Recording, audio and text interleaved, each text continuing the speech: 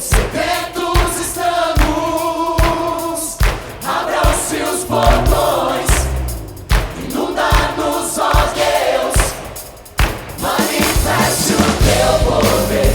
Sedentos estamos, abram-se os portões, inunda-nos, ó Deus, manifeste o teu poder. Sedentos estamos, abram-se os portões, inunda-nos, ó Deus, manifeste o teu poder. Sedentos estamos.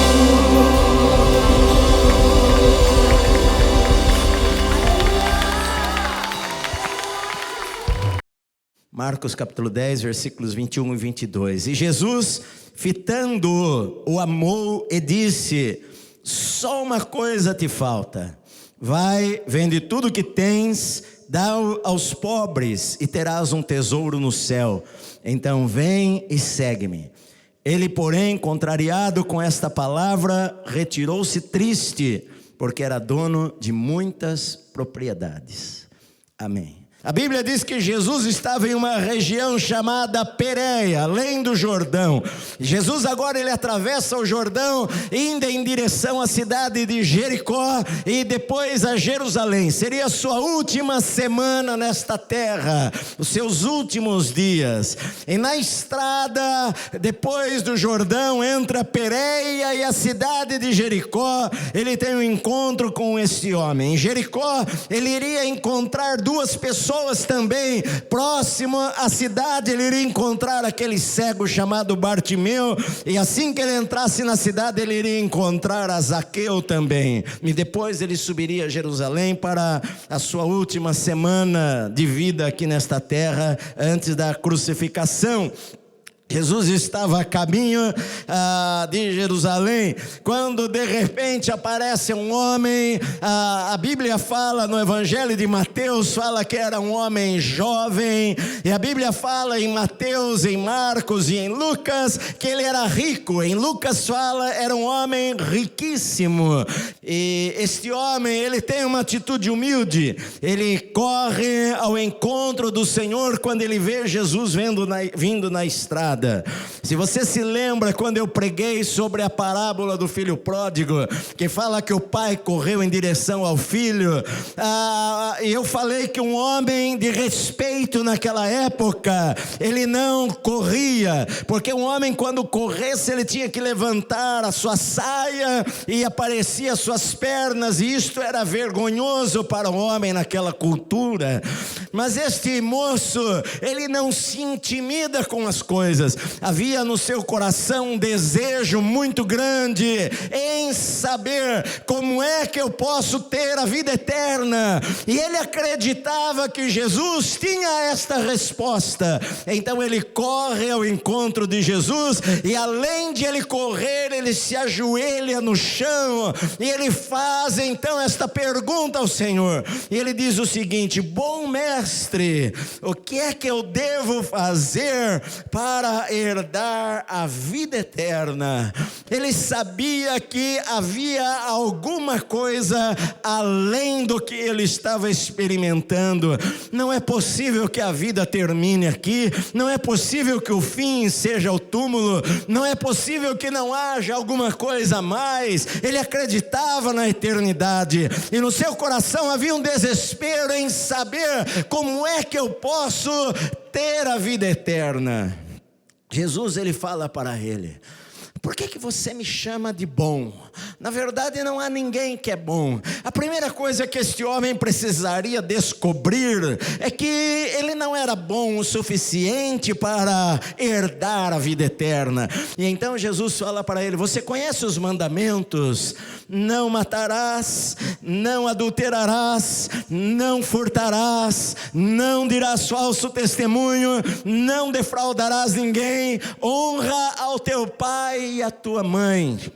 Os 10 mandamentos de Moisés, a primeira tábua da lei, os primeiros 4 mandamentos, referia-se a Deus, a não ter outros deuses além do Senhor, não ter imagens de escultura. Eram os primeiros 4 mandamentos. Agora, a partir do 5º mandamento até o 10º mandamento, era com relação ao homem, era no nível horizontal. Você não mata, você não furta, você não dá falso testemunho, você ama o seu próximo. Até mesmo no Evangelho de Mateus fala que Jesus falou isso daí: e amarás ao teu próximo como a ti mesmo. E quando aquele homem ouviu esta palavra, ele falou para o Senhor: Senhor, eu tenho guardado todos esses mandamentos desde a minha juventude. Olha bem, este homem, este moço, ele era rico, este moço, ele era religioso, este moço, ele era jovem, ele tinha desejo, ele teve coragem, ele teve humildade, ele queria saber como ter a vida eterna, havia desejo no seu coração. Era uma pessoa que talvez você falasse: bom, esse cara, ele não roubava, ele não adulterava, ele não falava mal dos outros, ele não furtou nada de ninguém, ele honrava o seu pai e a sua mãe. Você falaria: bom, esse cara é crente. Quando aquele moço, ele falou: Senhor, eu tenho observado desde a minha juventude todas estas coisas. A Bíblia diz que Jesus olhou para ele e o amou. Jesus olhou para aquele rapaz e amou aquele rapaz e falou para ele: só uma coisa falta para você. Vai, vende tudo que você tem, dá para os pobres, você vai ter um tesouro lá no céu. Então você vem e me segue.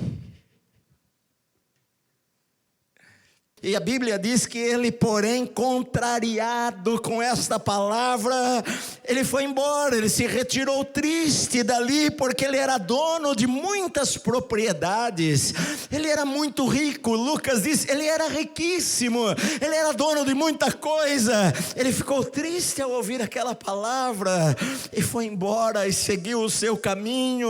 E quando aquele moço foi embora, e a Bíblia fala que Jesus amou aquele moço lá, quando ele foi embora, Jesus voltou-se para os seus discípulos e falou para eles: olha quão difícil é para um rico entrar no reino dos céus. Os seus discípulos ficaram admirados com a palavra que Jesus falou.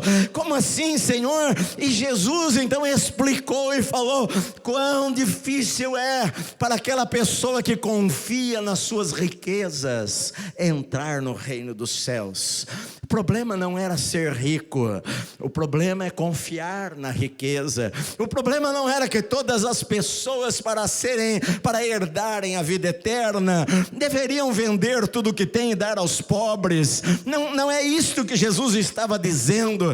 Esta era uma palavra específica para este rapaz, porque na verdade uma coisa realmente estava atrapalhando a sua vida, uma coisa estava impedindo-o de entrar na eternidade. Uma coisa estava impedindo aquele jovem de realmente conhecer ao Senhor de verdade. Era uma coisa só. E às vezes é uma coisa que atrapalha a minha vida, às vezes é uma coisa que atrapalha a tua vida, às vezes é uma coisa que é o empecilho para que a gente conheça o Senhor, sirva o Senhor, ande com o Senhor. Às vezes é uma coisa que atrapalha a nossa vida de nós conhecermos a Deus. Aquele homem, ele não roubava, ele não matava, ele não enganava, mas o dinheiro era o seu Deus. Ele amava mais o dinheiro do que qualquer outra coisa. Ele não deixaria o seu dinheiro pelo Senhor, ele não deixaria o seu dinheiro por causa do amor a Deus. E Jesus falou para ele: não tem como você entrar na vida eterna sem que o Senhor seja o primeiro na tua vida. É uma coisa só. Às vezes para nós é uma coisa insignificante, mas nós sabemos que aquilo lá nos atrapalha de servirmos ao Senhor. Nós sabemos que aquela área da nossa vida, nós precisamos entregar, nós precisamos nos arrepender, nós precisamos colocar diante do Senhor, nós precisamos falar: Senhor, olha, eu quero o Senhor em primeiro lugar na minha vida. Às vezes a gente tem algum ídolo na nossa vida que está na frente do Senhor. Às vezes pode ser até a religião nossa, às vezes é alguma coisa em nossa vida, um pecado, alguma área da nossa vida, que aquilo está na frente de Deus. É uma coisa só que nos falta, mas aquela coisa pode nos tirar da eternidade. Aquele homem, ele ouviu aquela palavra: vai, vende tudo que você tem, dá aos pobres, você vai ter um tesouro nos céus. Mas vender tudo que tem, sabe, a gente sempre acha que Deus pede de nós mais do que nós podemos dar. A gente sempre acha que Deus quer nos tirar alguma coisa. Eu não vou servir a Deus porque eu vou perder alguma coisa na minha vida. Às vezes a gente pensa assim: bom, se eu servir ao Senhor eu vou perder tal coisa, eu vou perder o emprego, eu vou perder isto, eu vou perder aquilo. A gente sempre acha que Deus quer nos tirar alguma coisa e não nos dar. Mas na verdade a Bíblia ensina um princípio de quando eu dou para Deus em primeiro lugar, quando eu coloco ao Senhor em primeiro lugar na minha vida. Ele é o Deus que controla todas as coisas, Ele tem o poder para abrir portas que eu nem imagino, meu amado. Se aquele moço desse tudo, na verdade ele não iria ficar pobre, porque o Senhor iria abençoar a sua vida. Há uma lei na Bíblia de semear e colher. Se eu semeio, eu iria colher. Se ele semeasse, ele iria colher. O Senhor não iria deixá-lo pobre. Não era essa a intenção do Senhor. O Senhor queria que ele não tivesse outros deuses. O Senhor queria que ele não tivesse outra coisa na sua vida que o impedisse de servir a Deus. Às vezes a gente tem outras coisas em nossa vida que nos impedem de servir a Deus, estão lá nos atrapalhando. Às vezes é uma coisa só. Geralmente as pessoas seguiam a Jesus porque viam os milagres. As pessoas seguiam a Jesus porque Ele curava. As pessoas seguiam a Jesus porque a sua fama se espalhou por todo lugar. Mas algumas vezes Jesus falou para algumas pessoas: vem e me segue. Às vezes a gente tem que fazer escolhas em nossa vida. Às vezes as escolhas que nós temos que fazer em nossa vida vão fazer com que a gente perca alguma coisa. Mas a gente nunca sai perdendo quando a gente está com o Senhor. A gente nunca sai perdendo quando a gente escolhe Deus em nossa vida, porque aquilo que nós entregamos, Deus vai nos dar em uma medida muito maior, meu amado. Mas ele ficou triste com aquilo lá. Ele mal sabia que aquela era a sua última oportunidade. Ele não sabia o que estava para acontecer, mas era a última chance dele nesta terra em ver Jesus. E este homem perdeu a oportunidade. A gente nunca sabe quando é a nossa última oportunidade. A gente acha que vai ter muitas chances na vida. A gente acha que a gente vai viver uma vida longa. A gente acha: bom, se eu não tomar a decisão hoje, eu tomo algum dia. A gente acha que ainda vai ter tempo, mas a gente nunca sabe. Mas ele não perguntou nada. Ele não falou nada para Deus. Ele não questionou, ele não perguntou para Jesus: Senhor, mas qual é o objetivo de eu fazer isto? Todo mundo que te serve tem que vender tudo. Será que todas as pessoas para seguir ao Senhor têm que ser pobres? Será que todas as pessoas têm que se desfazer e dar aos pobres? Ele não perguntou nada. Ele poderia ter perguntado e talvez ser liberto daquilo naquele instante. Às vezes não iria nem precisar vender. Ele poderia ter falado: Senhor, qual que é a razão? E o Senhor iria falar para ele: é porque o dinheiro é o seu Deus. Sabe, tem esta área na tua vida que você ama mais do que a Deus. Tem esta área da tua vida que atrapalha você, e você precisa largar isso daí, senão nunca o Senhor vai poder fazer alguma coisa na tua vida. Mas às vezes a gente não pergunta para Deus. a gente perde a nossa última chance. Na verdade, o Senhor estava testando aquele homem, testando o coração dele. Onde é que está o teu coração? Às vezes o Senhor testa o nosso coração. Às vezes o Senhor nos pede alguma coisa, não é porque Ele quer tomar aquela coisa de nós, mas é para Ele quer que a gente perceba onde é que está o nosso coração. Quando Deus nos pede alguma coisa, Ele está querendo mostrar para nós mesmos que às vezes o nosso coração não é totalmente dele. Jesus falou para ele: olha, você vai, vende tudo que você tem, dá aos pobres. Você vai ter um tesouro lá nos céus. Onde é que nós queremos os nossos tesouros? Não é errado não, Deus quer abençoar a nossa vida. Ele falou, se você deu alguma coisa, o Senhor vai dar 100 vezes mais para você nesta vida. Nesta vida, quando você semeia, o Senhor dá a você de volta. Você nunca vai exceder a Deus em generosidade. Sempre Deus vai ser mais generoso com você do que você é generoso com as pessoas. A Bíblia diz que quem dá aos pobres está fazendo um empréstimo para Deus, e o Senhor vai pagar o benefício. Deus nunca deve nada a ninguém. Deus promete nos colocar por cabeça nesta terra e não por cauda.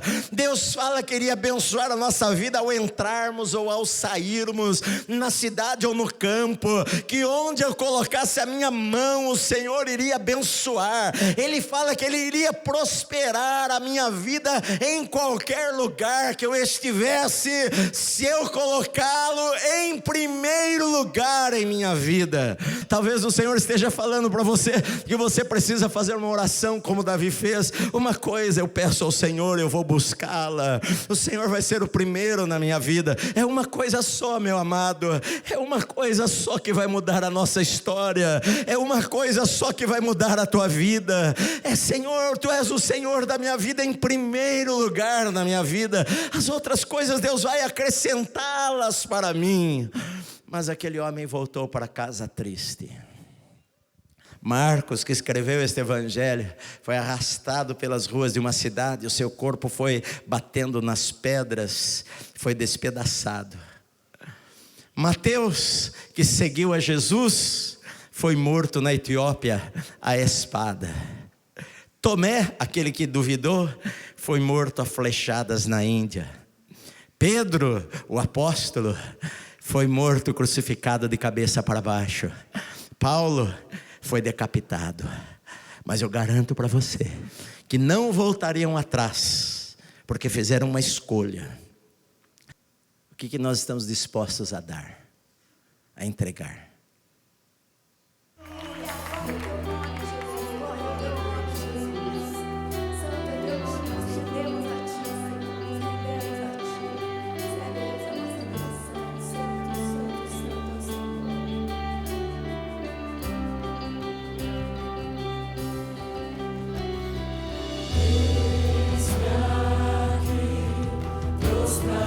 Outra vez, pra te